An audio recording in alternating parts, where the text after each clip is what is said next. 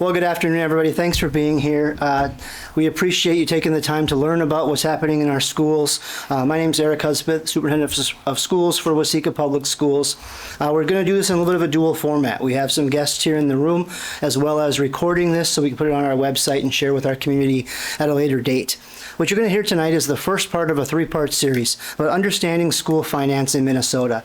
As I've been out in the community and we've talked with our community members, parents, other stakeholders in the community, one of the questions that comes up is how are schools really funded? How do we get the money we need to do what we do every day to support our learners? And unfortunately, or fortunately, we're a publicly funded institution, which means that our residents are part of funding the work we do in our public schools. So it's very important that people in Waseca and throughout the state of Minnesota understand how our schools are funded and where their money goes. When we ask for different needs to serve students, it's important to understand where that's coming from. So we prepared a series of presentations for you. Tonight's the first one. The next one will come in January and then probably in February for part 3, talking about where the money comes from in Minnesota, how are schools funded. The second piece will talk about how do schools develop their budget, what priorities do we have to set, what funds do we have to use, how are funds restricted, what choices do we have. And the third will be what happens when you need more money. How do levies work? How do referendums work? How do bonds work? That's going to be the third part of our series.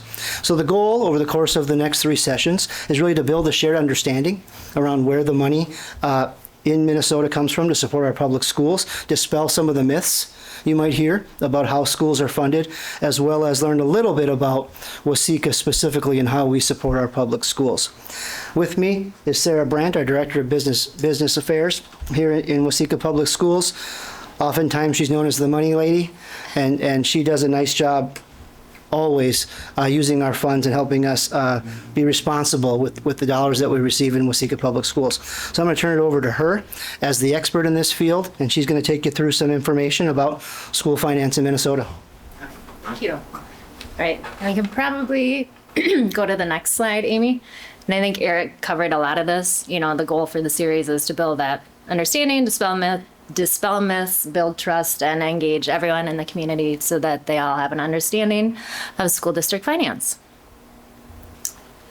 So if we move to the next slide, I'll first just iterate that the focus of this presentation today is on our general fund, which is where we account for a majority of our K-12 operations. We also have other funds like our community service fund, our debt service fund, and our food service fund. We'll talk about those more when we get into the later part of the series. So keeping in mind that this is focused on the general fund, the main funding in our general fund is driven by enrollment. This enrollment equates to what's called general education aid. That's based on the number of students that our district serves directly in our school buildings. And that dictates how much general education aid we receive as a district. This per pupil approach means that when we have increasing enrollment, we have increasing resources or increasing revenue. On the flip side, when we do see a decline in enrollment, we see less resources and along with that budget challenges, even if the operating costs are staying stable. This is a fundamental principle that is very important to understand as we move throughout the series. Next slide. All right, this slide depicts our revenue by category for our general fund. As you can see, the largest part of our revenue comes again from state funding or state aid. That's about 80% of our overall general fund revenue budget, which totals $28 million. Of this $28 million, about 10% comes from local property taxes.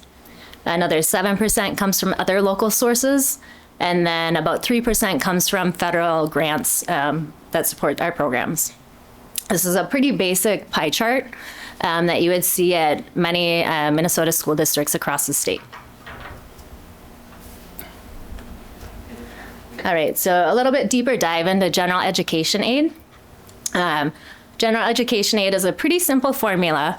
It takes a basic formula allowance, which is set by the Minnesota State Legislature each year, and it's multiplied by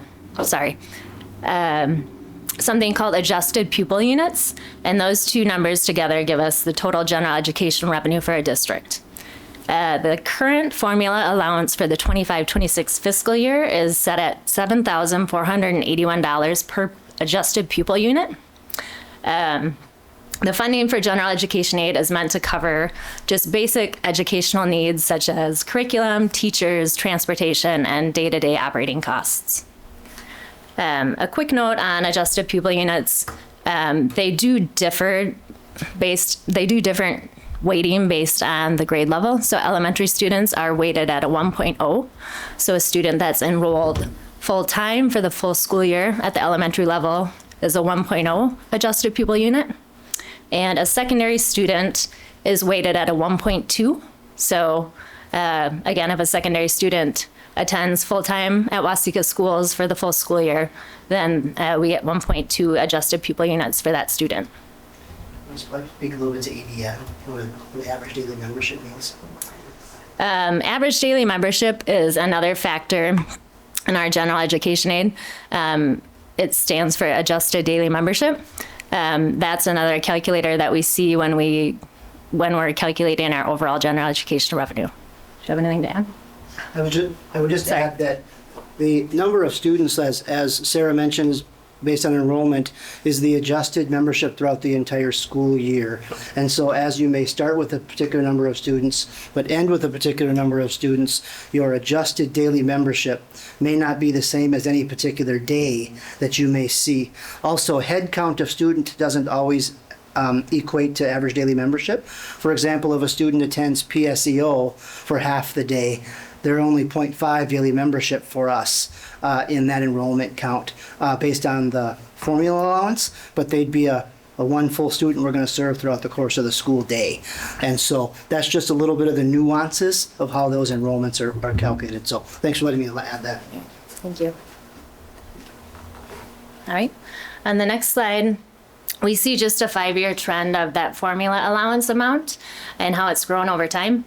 In 21-22, the formula allowance was $6,728 per pupil. And in 25-26, as I mentioned, it's $7,481 per pupil. So it's grown a little bit over the last 5 years at an average rate of $150 per year. For 25-26, that formula allowance did increase by 2.4% as dictated by the Consumer Price Index, or the CPI. State statute now says that the formula allowance will grow in the future by at least 2%, but no more than 3%, again with that CPI factor kind of driving the growth in any given year. Next slide. Part of general education revenue is categorized into some different supports for the district and for students. One of them being basic skills, also known as compensatory funding. That is calculated based on the number of students eligible for free or reduced lunch. The revenue is site specific, so the building that has the students earns the revenue to serve the students. It's fully funded by the state, and it's meant to support students who are underprepared to learn or whose progress is below grade level. We also receive some English learner revenue, which provides additional supports for multilingual learners. Operating capital is another one of these components of general education revenue. With operating capital, we can fund equipment needs or purchases, technology needs, facility maintenance, updates, repairs, or other items that we need to support those daily building operations. And gifted and talented is another example of general education revenue that we receive for spending in that specific category. That's meant to support students who have high achievement or other potential in academic areas and to support their growth.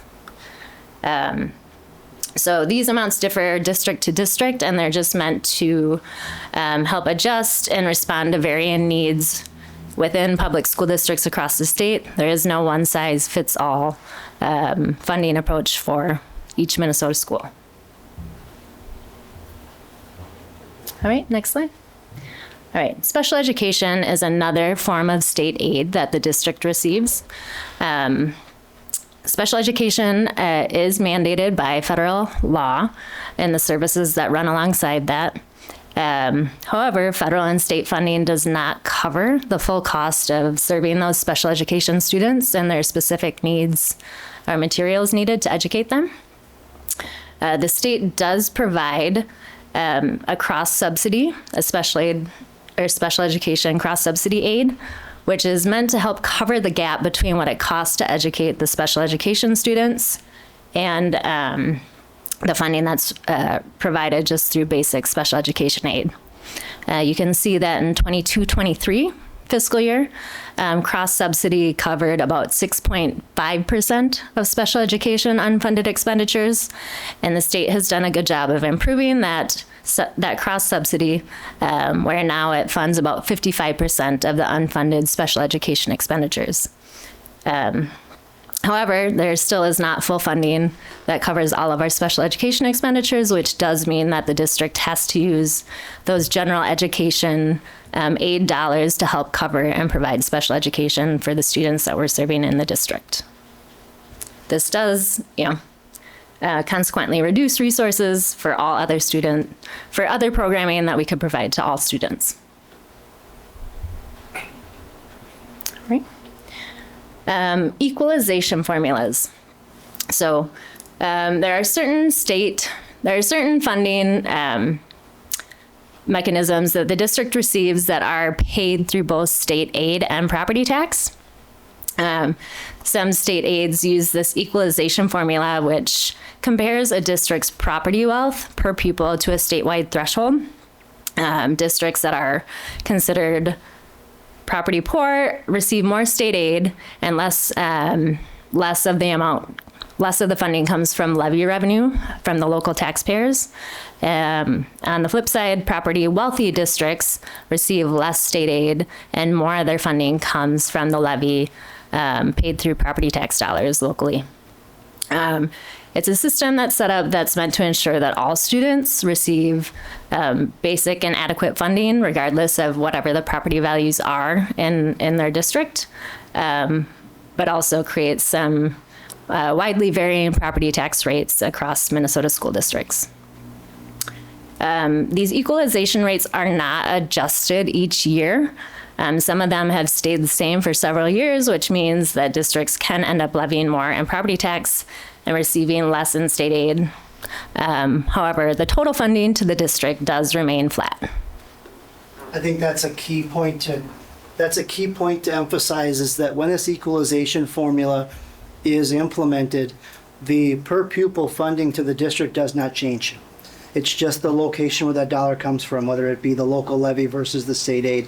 And why that's really important to understand in the local context is that, unfortunately, your local tax levy could increase for the school district, but that does not mean the school district is actually receiving any more dollars as a whole. It doesn't make it any less impactful to the homeowner, but from an actual bottom line of the school district, that remains the same in some of these cases. So while we talk about how schools are funded, that's an important thing to remember. An increase in property tax does not always necessarily mean the district has more resources based on the equalization formula.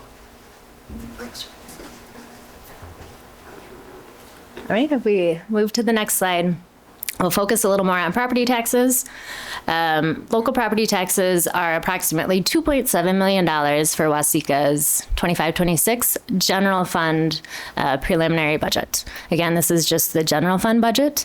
If you pay attention come truth and taxation time, I'll present property tax for the general fund, the community service fund, and the debt service fund. But again, since we're focusing on the general fund, that $2.7 million of property tax is about 10% of the general fund revenue budget. Even though it's smaller than the state funding amount, it's still essential and helps us provide many services to our students. So it is crucial for the quality of education we can provide. Each fall, the school board approves a proposed levy based on the district needs and the state authorized limits. We did that in September at the board meeting. The state does do a final calculation and check on the levy limits allowed, and does a final calculation on the property tax each school district across the state is able to levy. From there, the total levy is divided up among the taxable properties within the district's boundaries and assessed on those individual property tax statements that are received in November timeframe. And then tax bills are issued by the county on those annual property tax statements that come out at the beginning of the year. Okay. On this slide, we just split the types of levies into 3 different buckets. There are state-determined levies, which are required and set by state law. Districts must levy these amounts in order to receive certain state aids. So it's a package deal. The school board does have some limited discretion over these levies. Examples being the long-term facilities maintenance levy at $380 per pupil, certain operating capital levies, and other debt service for state-approved bonds. We also have board-approved levies. So the school board can authorize certain levies up to state set limits without voter approval. The main one would be local optional revenue, which can generate up to $724 per adjusted pupil unit. There are additional other certain operating levies within statutory caps that the school board can approve. The last category would be voter-approved levies. As in the name, they require community approval through a referendum election or vote, and these provide additional funding beyond those state set limits. 2 key voter-approved levies are either operating referendums. So these are referendums that can support daily expenses like salaries, to promote smaller class sizes, or to increase programming and offer new opportunities for students. Or there are bond referendums, which can only be used to pay for construction, renovation, major facility improvements. And I do think it is worth noting that Waseca does not currently have any voter-approved general fund operating levies.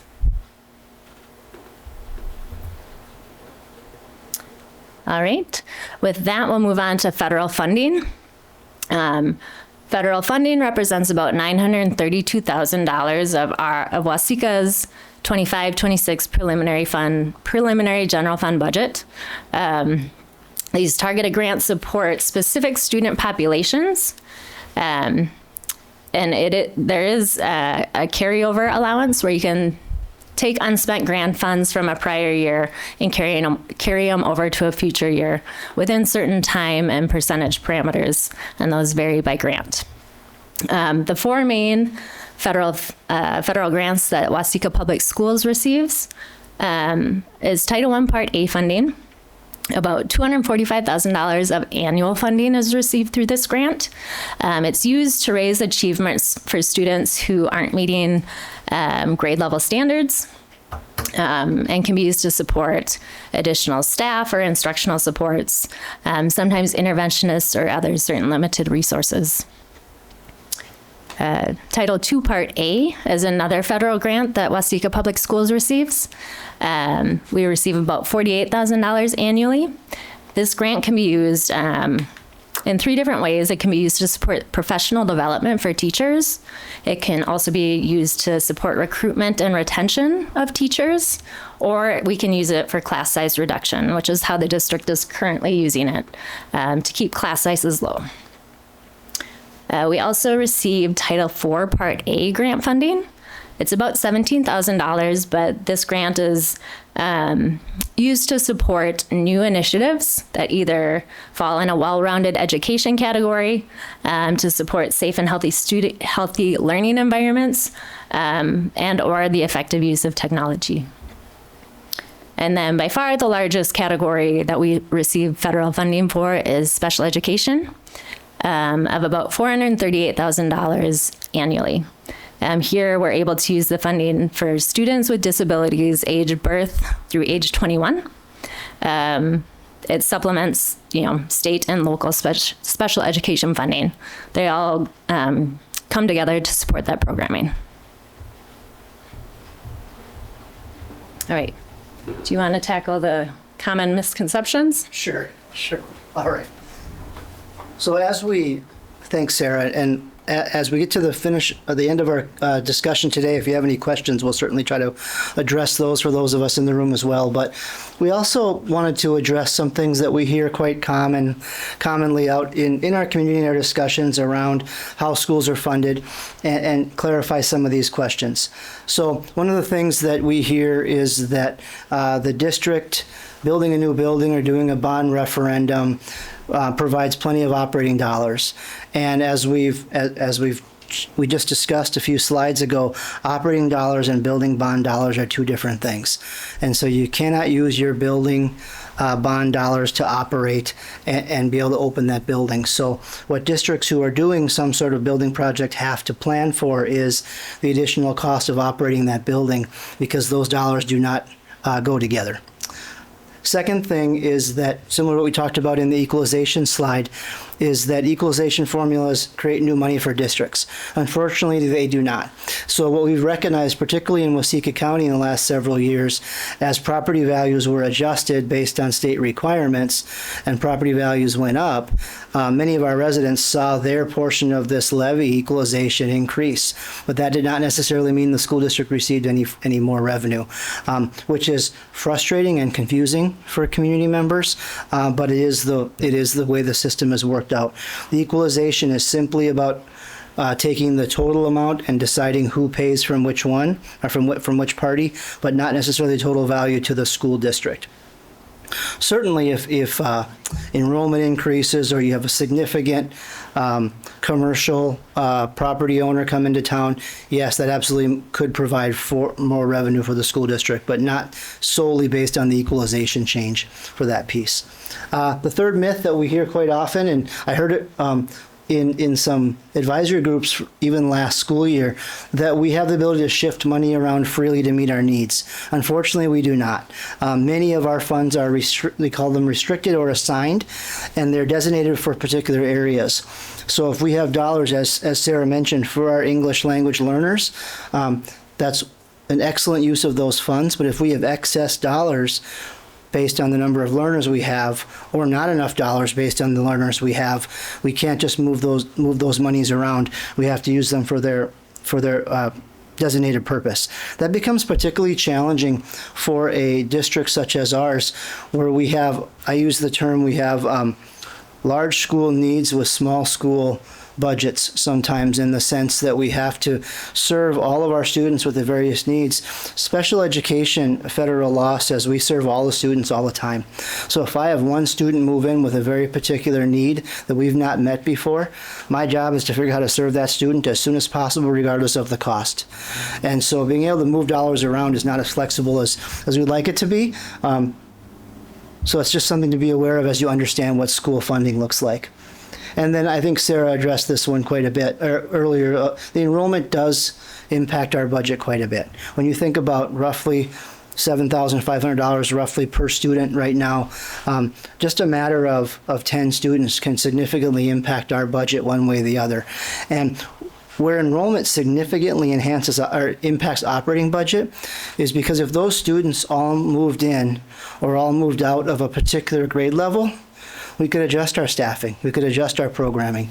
But 10 students dispersed over the course of all of our preschool through our age 21 students, we would not be able to make any staffing adjustments for those students to leave, because we still need the teachers to serve those classes, yet we're that much lower in revenue. And so fortunately in Waseca, we'll talk more about this in session 2, but we're projected to remain stable in our enrollment over the next 8 to 9 years, which means we're able to plan for our budgets based on what we know is happening in that enrollment stage. Very good. I'll pass it back to you. All right. Circling back to the buckets, there are a couple of distinctions. One, again, operating versus capital funds.